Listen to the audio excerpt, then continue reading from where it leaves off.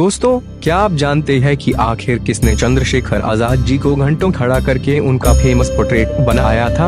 और आखिर क्यों आजाद जी नेहरू से लड़ गए थे?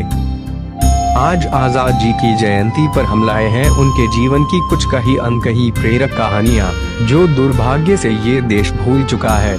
दोस्तों, वीडियो पूरा देखिए और अगर अभी तक आपने चैनल को सब्सक्राइब नहीं किया है तो चैनल को सब्सक्राइब जरूर कीजिए और बेल आइकन दबाइए। शहीदों की चिताओं पर जुड़ेंगे हर बरस मेले, वतन पर मरने वालों का यही बाकी निशान होगा।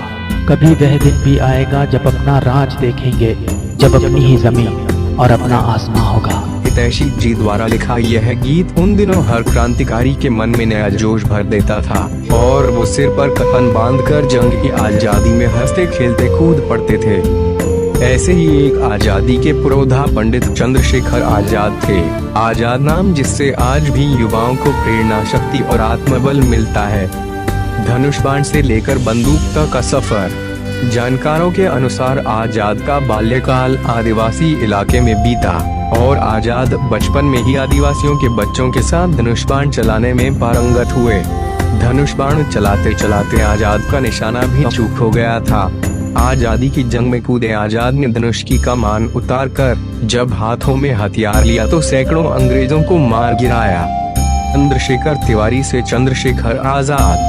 ब्राह्मण परिवार में जन्मे आजाद को उनका परिवार संस्कृत का विद्वान बनाना चाहता था, इसलिए 14 साल के चंद्रशेखर को बनारस काशी विद्यापीठ में संस्कृत की पढ़ाई के लिए भेज दिया गया।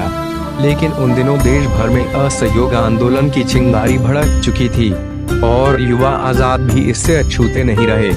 वे 14 साल की उम्र में 1921 में गांधी जी के असहयोग आंदोलन से जुड़ गए। उस आंदोलन के दौरान ही अंग्रेजों ने तमाम क्रांतिकारियों सहित उन्हें गिरफ्तार कर लिया। कोर्ट में पेशी हुई। मजिस्ट्रेट ने जब नाम, पता और पिता का नाम पूछा तो चंद्रशेखर ने जवाब में कहा कि मेरा नाम आजाद है, पिता का नाम स्वतंत्र और पता जेल है। चंद्रशेखर के इस जवाब को सुनकर मजिस्ट्रेट चौंक गया। उसने चंद्रशेखर को 15 दिनों तक जेल में रहने की सजा सुनाई। इसके बाद से लोग उन्हें आजाद के नाम से जानने लगे। हिंदुस्तान रिपब्लिकन एसोसिएशन की स्थापना। महात्मा गांधी के आह्वान पर देश भर से लोग असहयोग आंदोलन में जुड़ रहे थे, लेकिन 1922 में गांधी जी द्वारा असहयोग आंदोलन को अचानक बंद कर दिया गया, जिससे चंद्रशेखर आजाद, भगत सिंह, राम प्रसाद बिस्मिल सहित तमाम युवा गांधी जी से निराश हो गए और अपनी क्रांतिकारी विचारधारा को परवान चढ़ाने के लिए ये सब हिंदुस्तान रिपब्लिकन एसोसिएशन के सक्रिय सदस्य बन गए। काकोरी कांड। हिंदुस्तान रिपब्लिकन एसोसिएशन के माध्यम से ही उन्होंने राम प्रसाद बिस्मिल जी के नेतृत्व में 9 अगस्त 1925 को काकोरी कांड को अंजाम दिया। उनके अंडर में 10 क्रांतिकारियों ने काकोरी में ट्रेन लूटी, जिसमें फिरंगियों का पैसा जा रहा था। जिन लोगों ने ट्रेन को लूटा था उनको गोरे सिपाहियों ने खोज कर मारना शुरू किया।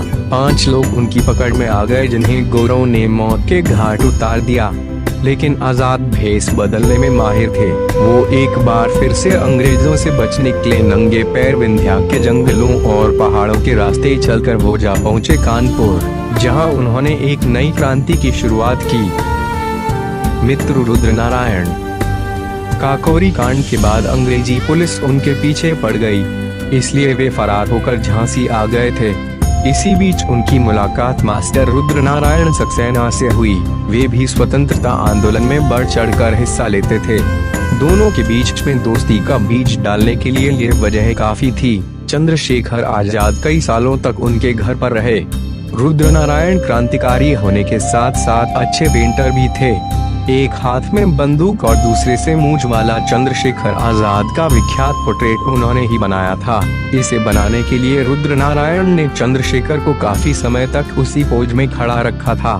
ये वक्त ऐसा था जब रुद्र नारायण के घर की स्थिति अच्छी नहीं थी। चंद्रशेखर से यह देखा न गया। वो एक दफा आत्मसमर्पण के लिए तक तैयार हो गए ताकि जो इनाम के पैसे मिले उससे उनके दोस्त का घर अच्छे से चल सके। चंद्रशेखर आजाद का अंदाज और साहस आज भी मास्टर रुद्र नारायण के घर में बसा हुआ है। वो पलंग आज भी यहाँ है जिस पर आजाद बैठा करते थे।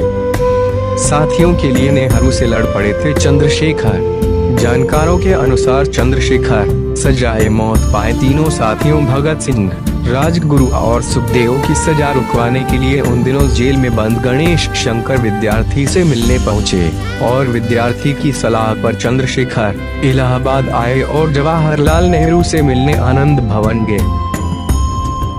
पंडित नेहरू से चंद्रशेखर ने निवेदन किया कि महात्मा गांधी से बात कर लॉर्ड इरविन से इन तीनों की फांसी को आजीवन कारावास में बदलने को कहें। घंटों की बातचीत बेनतीजा रही और पंडित नेहरू ने जब आजाद की बात नहीं मानी तो कहा जाता है कि आजाद ने उनसे काफी देर तक बहस की। आजाद थे और आजाद ही रहे।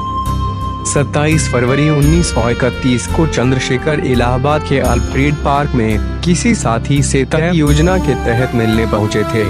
उस दरमियान किसी की सूचना पर पूरे पार्क को अंग्रेजों ने घेर लिया। आजाद का खौफ ब्रिटिश हुकूमत को इतना था कि उस समय अकेले आजाद से निपटने पूरी पलटन ने घेराबंदी की थी। उसके बावजूद अंग्रेजों से लोहा लेते हुए उन्होंने कई अंग्रेजी अफसरों को मौत के घाट उतार दिया। घंटों की घेराबंदी और गोलीबारी के बीच उन्होंने अपनी कसम पूरी की और अंग्रेजों के हाथ नहीं पड़े और खुद को गोली मार दी। चंद्रशेखर आजाद को गोली लगने के बाद भी अंग्रेज सिपाही उनके पास जाने की हिम्मत नहीं जुटा पा रहे थे। जिस पेड़ के नीचे आजाद शहीद हुए आज भी उसकी पूजा होती है। अब अल्फ्रेड पार्क को आजाद पार्क के नाम से जाना जाता है। जीवन अध्ययन क्रांति शिरोमणि शहीद चंद्रशेखर आजाद जी की जयंती पर उन्हें सत सत नमन करता है।